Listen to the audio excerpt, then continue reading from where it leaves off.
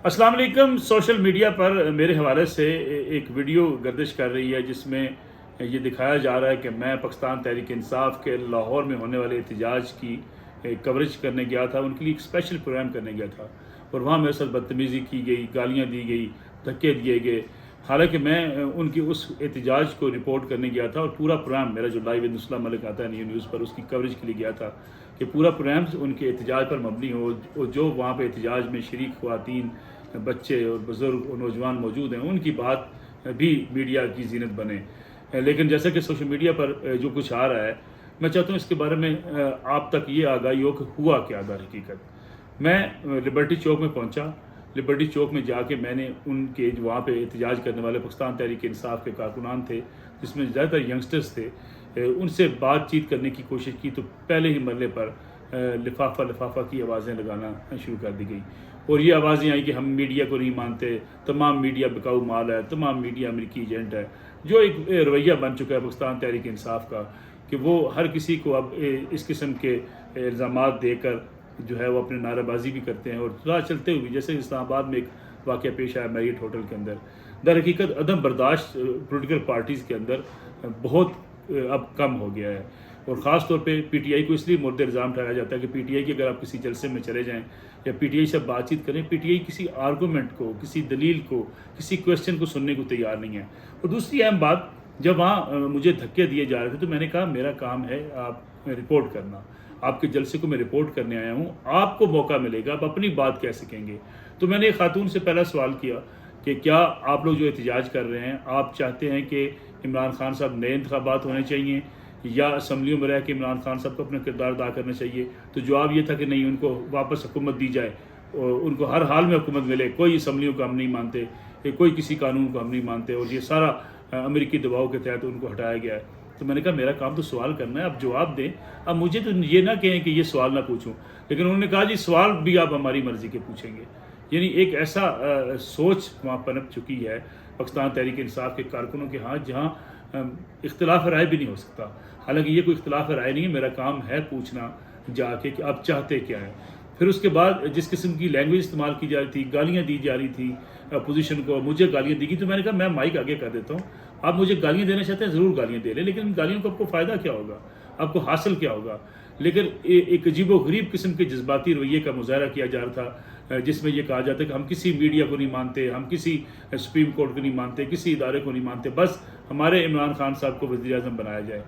यानी ये सोच मैं समझता हूँ सोसाइटी के लिए बड़ी ख़तरनाक हो चुकी है। फिर ये जब कहा गया कि जी आप लोग सब करप्ट हैं, तो मैंने कहा जी इस तरह करते हैं, एक काम करते हैं, हम चलते हैं किसी मस्जिद में जाके बैठ जाते हैं, वहाँ आपके लीडरान भी आ जाएं, मैं भी चला जाता हूँ, सारे इस बात का हलफ देते हैं कि किसने हलाल कमाया, किसने हराम कमाया, ऐसी बातें ना करें। फिर कहा जी नहीं, आप यहाँ पे अगर मौजूद रहेंगे तो आपको जो है हमारी बात सिर्फ चलानी पड़ेगी, हमारी बात सुननी पड़ेगी।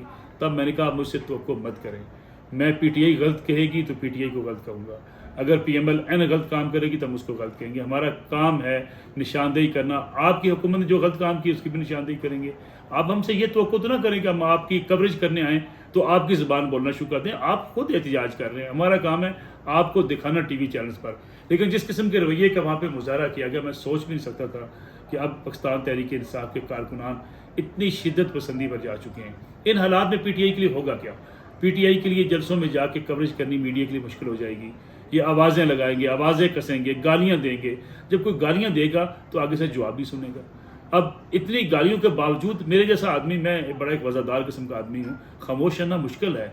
बंदा कहता है कि आओ यार गाली देने की बजाय खुले मैदान में आ जाओ, लड़ने तो लड़ लो, यानी या सियासत कर लो या लड़ लो। यानी ये सूरत हाल कि आप अपने मुखालफिन को गालियाँ दें और कल आपको कोई गालियाँ आगे से जवाब थप्पड़ ना मारे, ये मुमकिन नहीं रहेगा। इसलिए पाकिस्तान तहरीक इंसाफ की लीडरशिप के लिए एक बड़ा इम्तिहान है, वो अपने कारकुनों को समझाए। इल्ज़ाम लगता है इमरान खान साहब के ऊपर कि उन्होंने ये एग्रेशन दिया सोसाइटी को। आपको याद होगा शेख रशीद साहब ने एक लाहौर में जलसे से खिताब करते हुए कहा था, जब हुकूमत में नहीं आई थी पीटीआई और उनके इत्तेहादी, तो उन्होंने कहा था निकलो, लाठियाँ लो, घरों को आग लगा दो, जला दो। ये सोच जब नीचे तक कारकुनों तक पहुँची है तो कारकुन ये बात सुनने को तैयार ही नहीं होते, वो डायलॉग ही नहीं करना चाहते। तो मैं समझता हूँ ये पाकिस्तान तहरीक इंसाफ के लिए बड़ा एक अहम मोड़ है कि उन्हें अपने कारकुनों को, इमरान खान साहब पेशावर में तकरीर करने जा रहे हैं, उन्हें यह कहना होगा कि कारकुन मुतशद्दद ना हो, उन्हें यह कहना होगा कि कारकुन गालियाँ न दें। लेकिन अफसोस से ये कहना पड़ता है جب آپ سوشل میڈیا ٹیمیں بنا کر اپنے مخالفین کو گندی گالیاں دیں گے، سوسائٹی کو تباہ و برباد کر دیں گے. اور میں ایک اور کارکنوں سے بھی کہنا چاہتا ہوں، یہ سارے کارکن نوٹ کر لیں، یہ سیاسی جماعتیں اکٹھی ہو جاتی ہیں، یہ اکٹھی بیٹھ جاتی ہیں، جن سے آپ آج گلے شکوے کر رہے ہیں. انہی اتحادیوں کی بدولت پی ٹی آئی کی حکومت قائم تھی، آج ان کو گالیاں دی جا رہی ہیں. کل پھر اتحاد کی ضرورت پڑے گی، پھر عمران خان صاحب کو یہ دیکھنا پڑے گا. جس شیخ رشید کو چپڑاسی لگانے کو تیار نہیں تھے، وہ آج ان کے سب سے بڑے مشیر ہیں، ان کے ساتھ وفاقی وزیر رہے ہیں. جس پرویز لائی صاحب کو وہ ڈاکو کہا کرتے تھے، وہ پنجاب میں ان کے وزارت اعلیٰ کے امیدوار ہیں. جس بابر اعوان صاحب کو وہ چور اور ڈاکو کہا کرتے تھے، وہ ان کے اس وقت سب سے بڑے مشیر ہیں. یہ سیاست روز رنگ بدلتی ہے. آپ نفرت کارکنوں کے درمیان اتنی پیدا کریں کہ کل کارکن پھر آپ سے نہ پوچھ سکیں کہ حضور یہ تو آپ ان کو تو چور ڈاکو کہا کرتے تھے، آج آپ پھر ان کے ساتھ بیٹھے ہوئے ہیں. سیاست میں کچھ بھی ممکن ہے، سیاسی حالات کسی وقت بھی بدل سکتے ہیں. اور کارکنوں سے میری گزارش یہ ہے، ٹھیک ہے آپ نے میرے ساتھ بدسلوکی کر لی، اب لوگوں کے ساتھ گالیاں دے رہے ہیں ٹویٹر کے اوپر، کچھ آپ اپنے لیے نیک نامی نہیں کما رہے ہیں. لوگ آپ کی جو ویڈیوز آپ ڈالتے ہیں نا لوگوں کو گالیاں دینے والی، اس سے آپ کی اپنی بدنامی ہوتی ہے. آپ کو خود ریئلائز شاید نہیں ہوتا، جو آپ گالی دوسرے کو دیتے ہیں اپنے آپ کو خود گالی آپ کو پڑتی ہے، اپنے گھر والوں کو پڑتی ہے. خدارہ تحمل کا مظاہرہ کریں.